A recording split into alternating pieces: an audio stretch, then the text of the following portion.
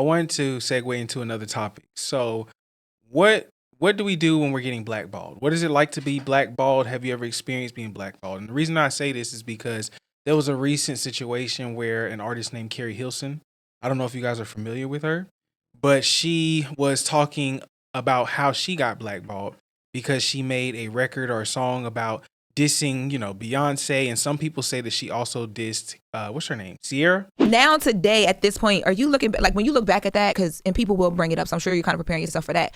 How do you not even explain it, but like how do you look back on that? What are your comments on it now, so far removed from it? It's a regret, but not in the way that people would think, because that's a song that I actually didn't write. Those are not my words. I was on tour. Polo wanted me to do a remix to Turning Me On. He had produced the record, and he had been on me for a couple of weeks about we need to do a remix. Okay, so I take off. It wasn't happening quick enough for him. I take off. We fly in. He had another writer in our camp at the time. He had her write this. So he played it for me like, this is the remix, because I'm thinking I'm coming in to go write a remix to Turning Me On. Like, The whole time I had been writing concepts like, what would I say? How do I even remix this? Like, what do I want to? So I had lines and I had, things that I would have said, but I come into the studio and he plays me this verse, and I'm like, automatically, I'm like, I'm not saying that. That was my position.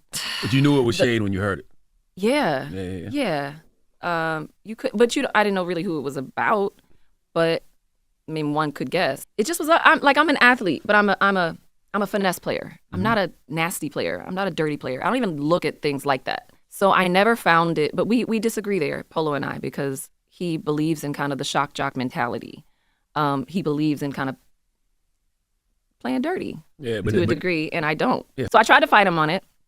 And I began writing my own. That's what I did with my time there. But I want to be careful with the word I use. It was quite forceful.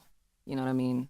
In an executive artist way? Yeah, in an executive artist way only. Involving others and kind of threatening my career in a real sense. Like, you're not coming, because my album wasn't out yet. So it was like, you're not coming out if you don't do this.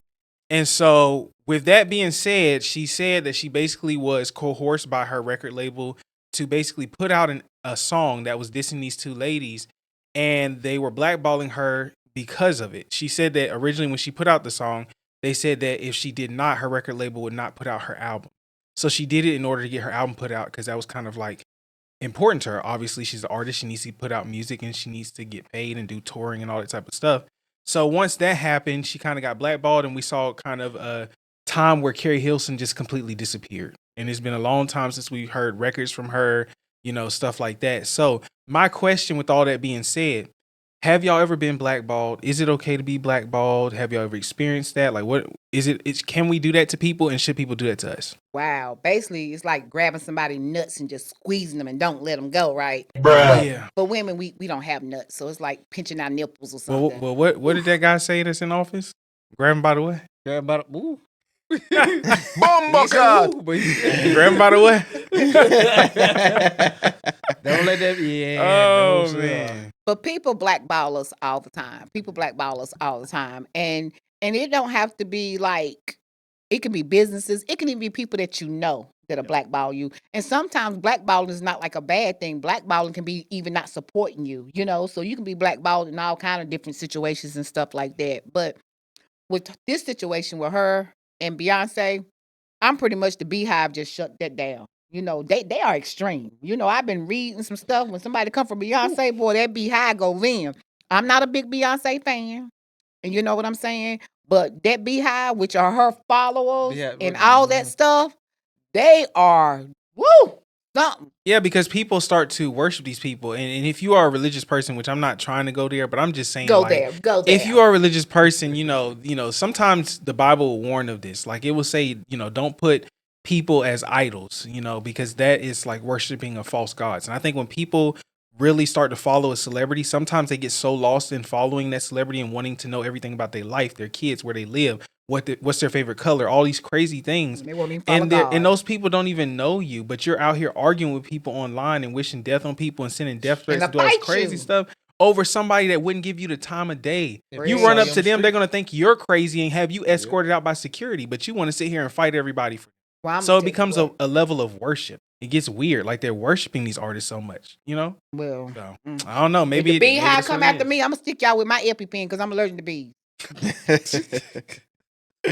Oh, and here come the Beehive. I hear the buzzing already. I look, I'm ready. I got a whole bunch of them. Yeah. I'm swinging EpiPen because I'm allergic to bees, so I'm not down with the Beehive. Okay, don't come for me. You don't want it. Don't come for me. Right. But no, go ahead. Go ahead, bro. I was just gonna say, I do feel like this society that we are in, it's just kind of set up to where you either can make a few choices. You can go along, where they say, go along, get along, gang. Yeah. Go along, Or get along, kick rock. or if you end up growing a backbone and actually standing up for yourself, then it is kind of easy to separate you from the pack, Absolutely. Yeah. and you'll end up being the one that's like looking on the outside in, or people kind of can look down on you very easily because they outnumber you. Mm-hmm. So when it comes to being blackballed, I do feel like that comes into play as well. Yeah. When you're an individual, is what you're saying? Yeah. When you're an individual yourself, and you put in a situation where you actually got to stand up, and basically be outnumbered. When it Yeah. comes to you actually sharing Yep. like your opinion Wow. or just your experience at times. Yeah, wow, that's crazy that you say that because you made me realize something.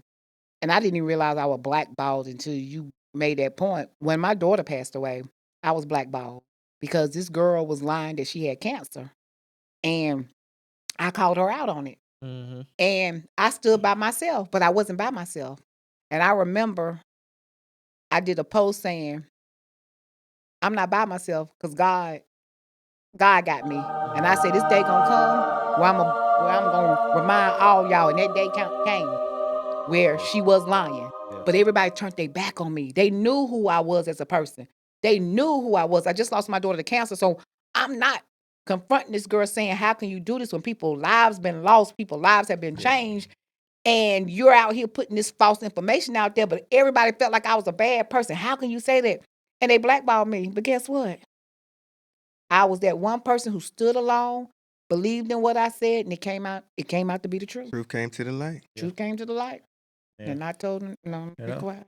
I was just gonna say is just going back to what you was talking about too. Obviously, Sean on the more extreme side as far as like somebody that's really famous. But like what Carlos was alluding to, basically it's in all aspects of life. Absolutely. It really is. I mean, you think about something simple as somebody being in a company that they trying to, come from the bottom and build their way up.